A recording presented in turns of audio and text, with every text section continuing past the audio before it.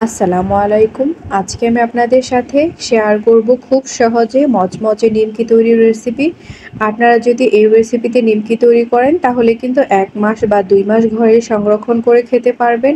এই নিমকিটি তৈরি করতে আপনাদের কোনো প্রকার ময়দা লাগবে না। আটা দিয়ে কিন্তু এরকম পারফেক্ট নিমকি তৈরি করা যাবে। তাহলে চলুন দেখে নিই নিমকি তৈরির রেসিপিটি।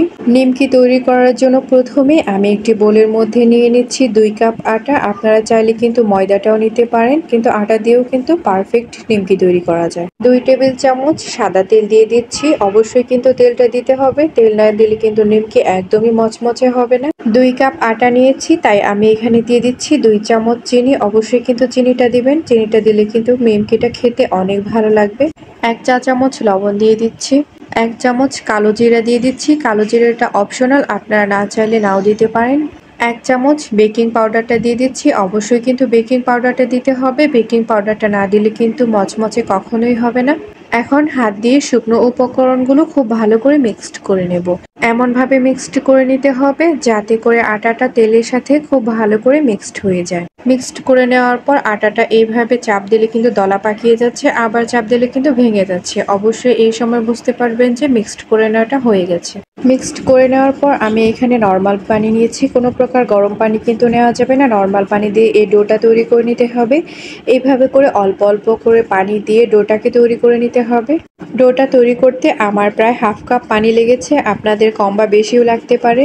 পারফেক্ট একটা ডো তৈরি করা হয়ে গেছে। এখন এই ডোটাকে আমি সেট করে নেওয়ার জন্য ঢাকনা দিয়ে দিচ্ছি ৩০ মিনিটের জন্য। ৩০ মিনিট হয়ে গেছে। এখন আমি ঢাকনাটা খুলে নিচ্ছি। ডোটা একদম পারফেক্টলি সেট হয়ে গেছে। এখন এই ডোটাকে আবারও কিছুক্ষণ খুব ভালো করে মথে নেব। ডোটাকে মথে নেওয়ার পর আমি এই ডোটাকে ২ ভাগে ভাগ করে নেব। আমি ২টি রুটি করব, তাই আমি এখানে ২টি ভাগে ভাগ করে নিয়েছি। ডোটা দিয়ে রুটি তৈরি করার জন্য আমি এইখানে একটি লেচি নিয়ে নিয়েছি। এখন এই লেচিটাকে দিয়ে আমি রুটি তৈরি করব।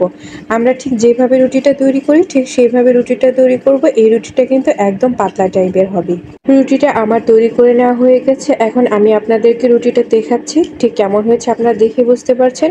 রুটিটা কিন্তু একদম পাতলা টাইপের হয়েছে। রুটিটাকে এখন একটি ছুরির সাহায্যে এভাবে করে কেটে নেব। আপনারা আপনাদের সাইজ অনুযায়ী কেটে নিতেও পারেন, কিন্তু আমি এই সাইজ অনুযায়ী কেটে নিচ্ছি।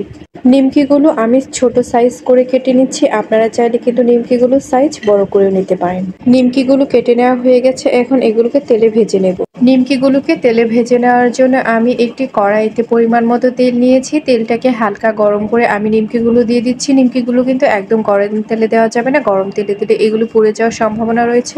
সবগুলো নিমকি তেলের মধ্যে এইভাবে দিয়ে দেব। এই সময়টাতে চুলার আঁচটা কিন্তু একদম লো হিটে রাখতে হবে, না হলে কিন্তু নিমকিগুলো পুড়ে যেতে পারে। নিমকিগুলো একটু পর পর এপাশ ওপাশ করে উল্টিয়ে পাল্টিয়ে দিতে হবে, এতে করে নিমকির কালারটা কিন্তু খুবই সুন্দর আসবে। নিমকিগুলো যখন ঠিক এরকম একটা কালার চলে আসবে ঠিক তখনই আমি একটি প্লেটের মধ্যে তুলে নেব। এইভাবে করে সবগুলো নিমকি তুলে নেব। ঠিক একইভাবে আরও যে নিমকিগুলো রয়েছে সেগুলোকে আমি এইভাবে করে ভেজে নেব। যদি আমার এই নিমকি তৈরির রেসিপিটি আপনাদের ভালো লাগে তাহলে অবশ্যই লাইক, কমেন্ট এবং শেয়ার করবেন। ইউটিউব থেকে দেখে থাকলে কিন্তু সাবস্ক্রাইব করবেন। ফেসবুক পেজ থেকে দেখে থাকলে কিন্তু ফলো করবেন। আর আমার এই ভিডিওটি দেখার জন্য সবাইকে অনেক অনেক ধন্যবাদ।